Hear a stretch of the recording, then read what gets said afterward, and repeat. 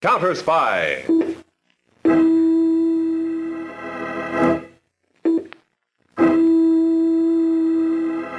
Washington calling David Harding, Counterspy. Washington calling David Harding, Counterspy. Harding, Counterspy. Calling Washington.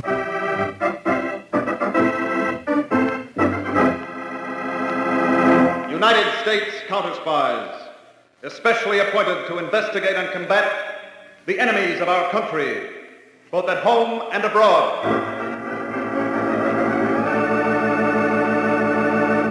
Tonight, the case of the murdering messenger. Another Counterspy report to the American people. And now, to Counterspy.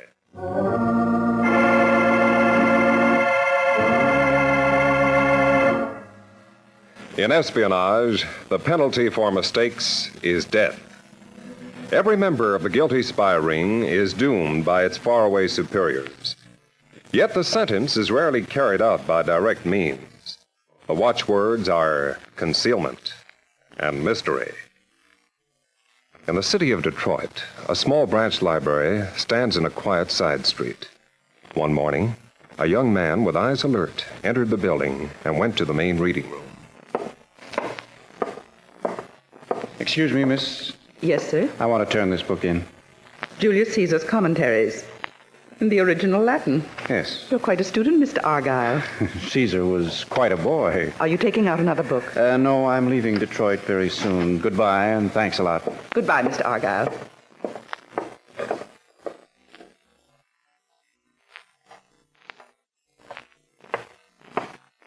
I beg your pardon. Yes, sir. I was looking on the shelves for Julius Caesar's Commentaries, but it doesn't seem to be there. No, it's right here. Our only copy was just returned a moment ago. Do you want to take it out? Yes, please. Here's my library card. Harry J. Peters.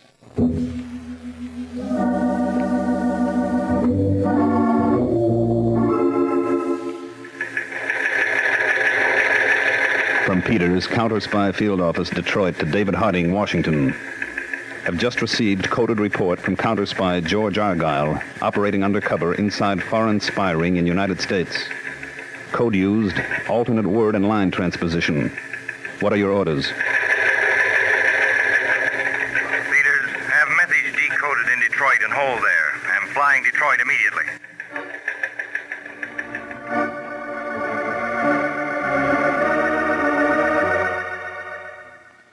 Mr. Harding, this is the original message Argyle left for me in the library book, disguised as a letter home. Thanks, Peter. Still addresses me as Aunt Bessie. Here's the decoded transcript, Aunt Bessie. Thanks, Junior.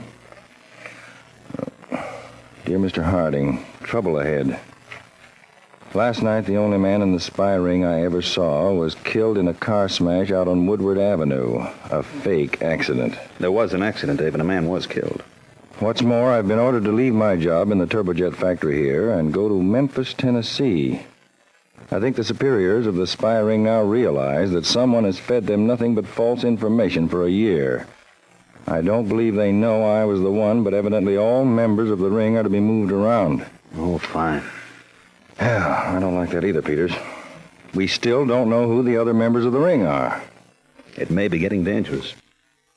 Want to pull Argyle out? And lose 3 years of our work and preparation? Still, I don't want Argyle to be left entirely alone in Memphis. Is Aunt Bessie worried? Definitely. Argyle adds here that he'll be at the Hotel Lee. Peters, brush up on your southern accent. You're going to be there, too.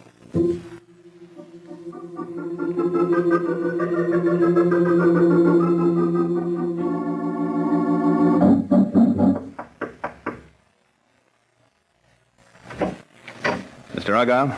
Yes? I'm the hotel fire inspector. Oh, come in. Good to see you, Peters. Any news, Argyle? I got this postcard today. From the Southern Beauty Tourist Bureau, Memphis. Mm-hmm. Guided tours of historic Southland. See monuments and battlegrounds of the war between the states.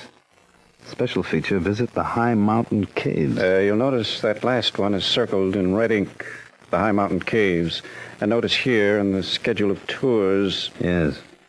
Another circle of red ink around the date Thursday, 5 p.m. Obviously, that's when my next contact with the spy ring's to be made.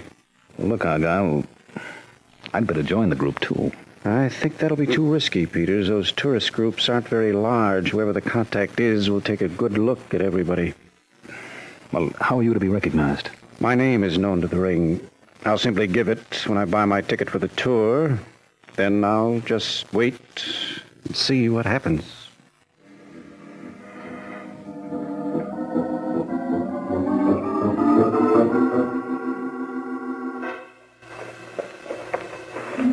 Now, folks, we're pretty near finished our tour. Famous high mountain cave. Scene of beauty with the stalactites, stalagmites. Kind of scary, too. One more little demonstration before we step outside again into our lovely southern evening. This here underground river we've been following from one of these caves to another ends right here, you see, in a deep well or chasm. Leave me tell you, the fellow that falls down here ain't never coming up. You see this rock? I'm going to drop it down. Now, you'll have to listen hard to hear the splash. Ready? There she goes. Well, that was it. Now, if you'll be so good as to step to the exit there, the bus will return us to Memphis and to your hotels. Let's see, there's 1, 2, 3, 4, 5, 6, 7. Excuse me, folks. Wait out there just a minute. One of our members seems to be missing. I'll locate him. I'll be right out here. Hey, mister. Mister? Hey, there you are. Help, please.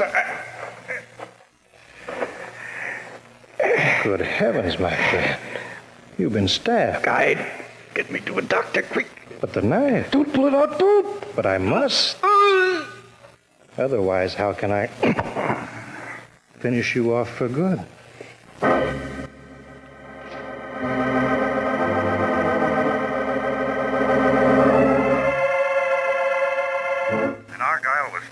Right there in the caves, Peters? That's right, Mr. Harding. It was my fault. I should have gone right with Argyle, no matter what he said. Oh, now, don't blame yourself, Peters. You took every reasonable precaution. How are the police handling the case? All members of the tour have been questioned except the guide. He's disappeared, so he must have been the murderer.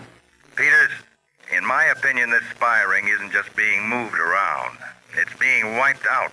Well, Dave, there's one way to make sure. Let me take Argyle's place. That's a good idea, but how? First, a squib in the papers that Argyle was only wounded. Second, I'll enter a hospital under his name. The murderer will make another try, Peters. All right, let him, Dave. That's exactly what we want.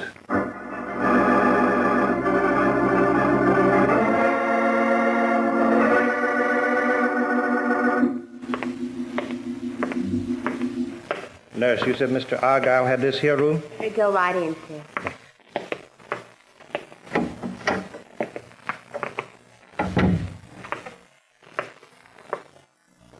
Mr. Argyle, how fortunate you were to have lost nothing but a little blood. May I sit down by your bed? I was about to visit you at your hotel, Mr. Argyle, when I read in the papers of the attempt on your life in the high mountain cave. So I came straight here to the hospital. I'm surprised, if I may say so, to find you alive, receiving visitors. It was only a flesh wound, Mr. Forgive me, Mr. Argyle.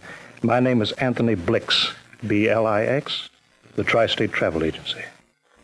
The reason I was so anxious to see you was to give you this. Your river steamship ticket from Memphis to New Orleans. The one you ordered through our office? Oh, yes, of course. The boat leaves on Tuesday, Mr. Argyle. Will you be able to travel? I think so, if I take it easy. I'm delighted. Will I be seeing you again, Mr. Blix? The world is growing so small, Mr. Argyle, I wouldn't be at all surprised. Oh, by the way, we were unable to get you a cabin entirely to yourself. I'm sorry to say you'll have a cabin mate. Goodbye.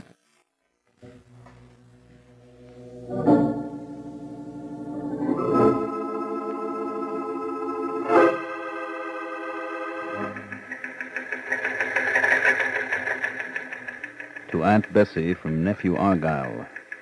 First contact made. Anthony Blix of Tri-State Travel Agency, Memphis. Next contact may be somebody on riverboat to New Orleans.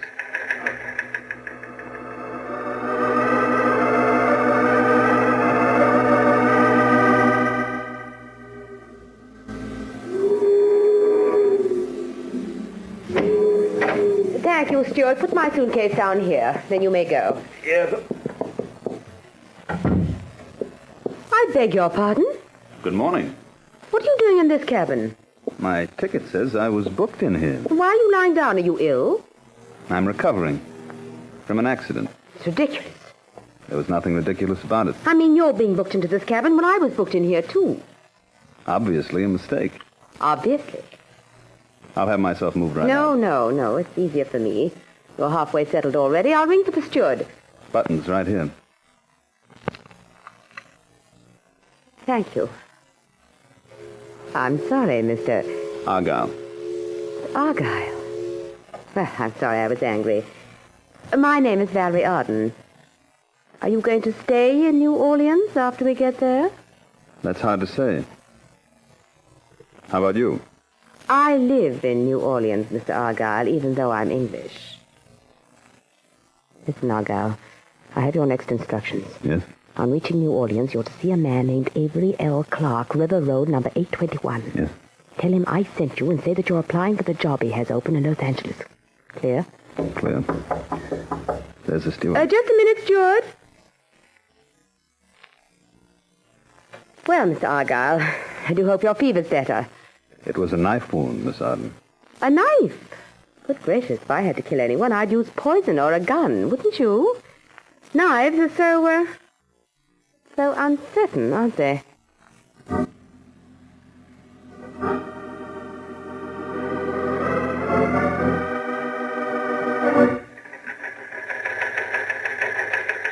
To Aunt Betsy from Nephew Argyle.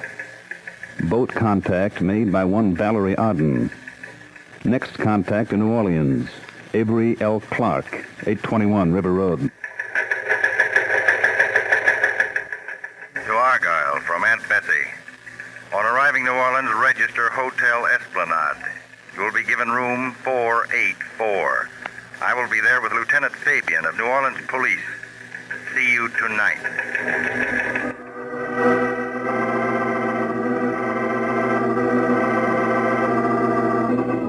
Nice to know you, Peters, or Argyle. Which is it? Peters will be safe, Lieutenant Fabian, in this hotel room anyway. Any news, Mr. Harding? Well, I've ordered a complete checkup on that man Blix back in Memphis, Peters. I expect a report very soon. About Valerie Arden, Peters. She really lives here in New Orleans, runs a high-toned gift shop. About Avery L. Clark, all we know is that he's in the sugar business. Well, Dave, Valerie Arden said I'm to talk to Clark about going to Los Angeles. Well, I think that's just talk, Peters. I'm pretty sure now that every member of this spy ring is marked for death by its own employers abroad. Clark may try to kill you. I'll have to take that chance, Dave. Peters, did either Blix or the woman act like they suspected you're not the real Argyle? No, Lieutenant. But the guide who murdered Argyle in the caves would know I'm not the right man. Well, that's the big risk, Peters. The Blix and the girl have somehow been warned by the murderer, or just leading you on. Now, when are you to see Clark? The longer I wait, the bigger the risk. I think I'll go right now. 821 River Road.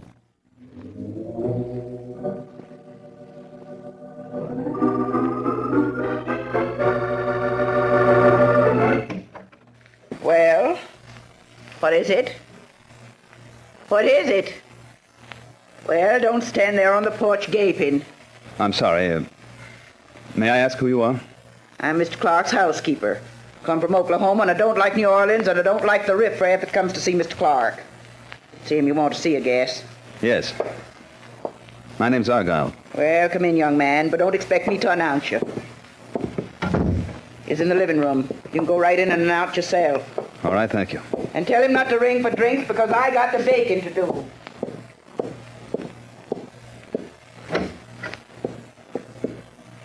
Mr. Clark? Yes? My name's Argyle. Come in. I met a Valerie Arden on the boat from Memphis. She says you need a man for a job in Los Angeles. Argyle, Somebody's trying to wipe us out. They tried to get you in Memphis, didn't they? You see? First you, now me. You? You know who's trying it? What individual? No. But death for everybody. That's the High Command's way of punishing failures. Look at that double window behind me. One pane is broken. 3 bullets did it, 10 minutes ago. Those 3 bullets are now in my back. What? Yeah. You need a doctor. It's no use. I'm going to die. Whether you're my friend or my enemy, Argyle, never sit with your back to a window. Now you better get out of here. You'll be caught for my murder. Clark. Say, Mr. Clark, about the bacon, I got to... Say, what's the matter with him? He's dead. He was murdered. Murdered? Oh, he's all blood. You murdered him, you riffraff. You murdered him. No, I didn't. Listen, I want you to call the police. Me, if you didn't kill him, why don't you call them?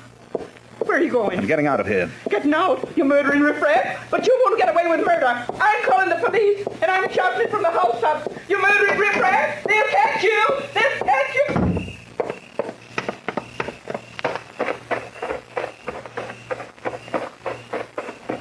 Hey, you. What? You're under arrest, buddy. There was a murder. You under arrest. Are you the police? Yeah, me and my friend here. Come on. Where? We got a car. Come on, snappy. I'd like to see your credentials. Credentials? Papers to prove you're police. Sure. Hey, Bing, show him, what do you call them, credentials? Oh. There's our credentials, buddy. Come on, Bing, we're taking this guy for a ride.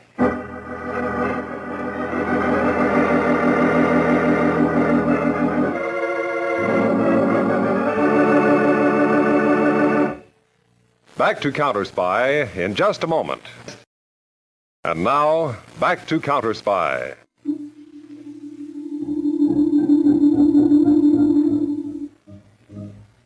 It is late night on the shores of Lake Pontchartrain outside New Orleans.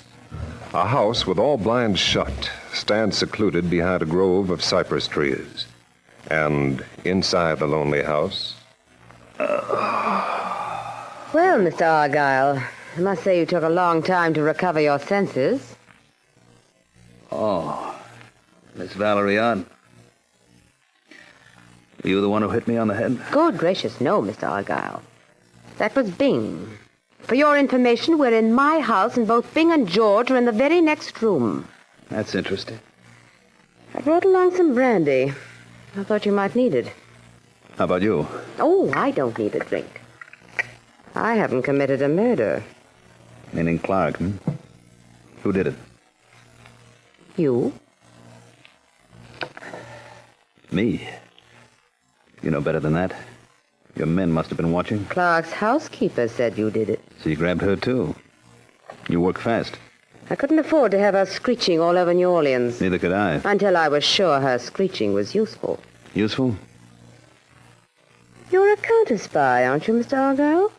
If I were a counterspy, I wouldn't have shot Clark. I'd have arrested him, wouldn't I? Clark told me somebody was trying to wipe all of us out. Is that you? He's crazy. Not anymore. He's dead. But it's a wild idea. It's absolutely fantastic. Who's next? Blix? You saw Blix in Memphis, didn't you? In the hospital, yes. But you were in Memphis, too.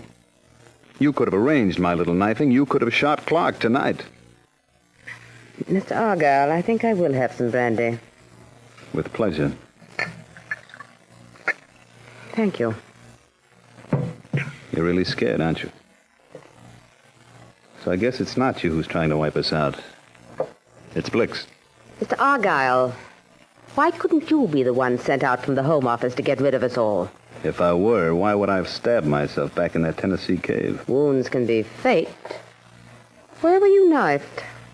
Here, in the side. Right there? Oh. It's a dirty trick to hit me there. I've made sure you were knifed. Yes, haven't you? That knocks out your theory of my being the official killer. But not of your being a counterspy. Maybe you could fool Blix alone or me alone, but not the two of us together. Suppose we settle that now, tonight. How? Blix is way up in Memphis. Oh, no. He arrived here in New Orleans this morning, and in a few minutes he can be here, and we can find out whether he murdered Clark, and whether or not you're a counterspy. I shall phone him, Mr. Argyle. Meantime, have another drink, won't you?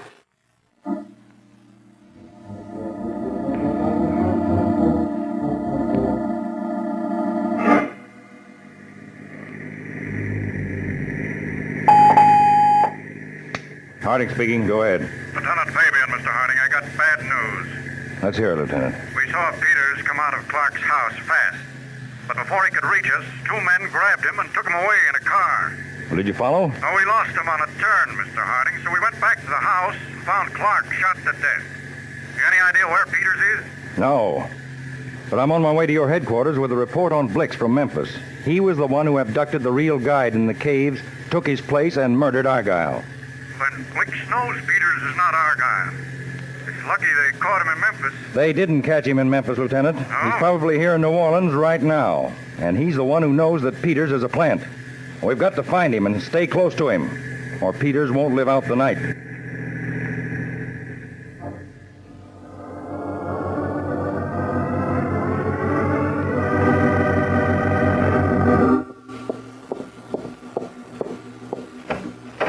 My dear Valerie, how exquisite you look, as always.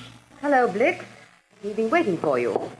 And Mr. Argyle. As I suggested in Memphis, it is a small world, isn't it? And getting smaller. Blix, something's gone seriously wrong among us.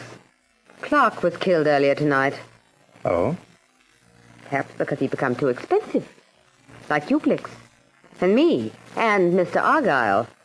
I wasn't aware that Mr. Argyle was so expensive. He is, if he's really a counterspy. She's crazy. Blix, you ought to know. You saw Argyle in Memphis.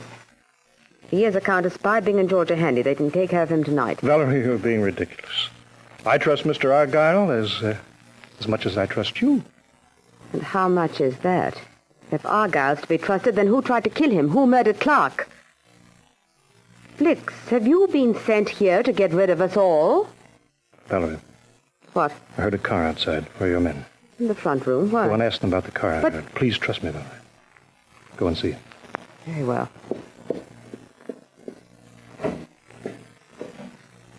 Listen, Argyle, don't waste a second. Both our lives depend on it. I know you're not really Argyle. I've known it since I saw you in the hospital in Memphis.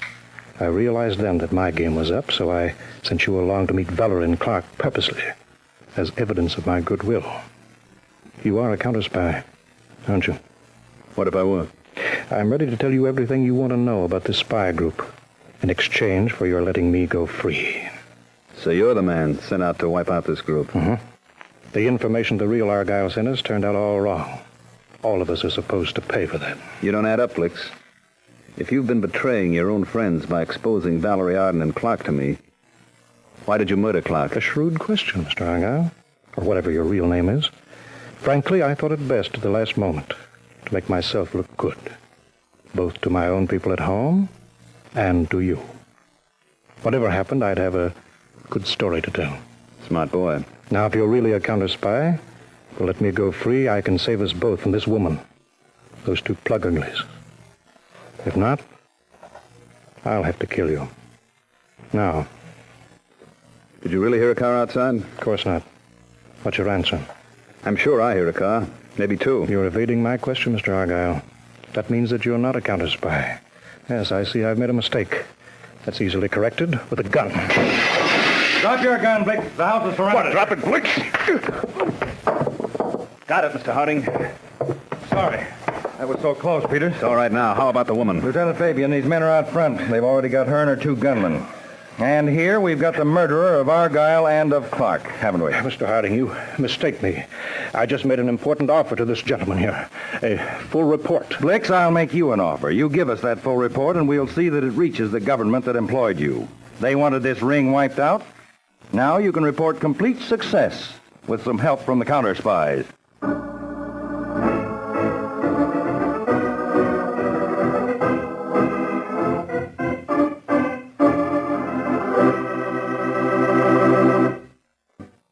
Tonight's Counterspy program originated in New York, was directed by William M. Sweets, and featured Don McLaughlin and Mandel Kramer with music by Jesse Crawford.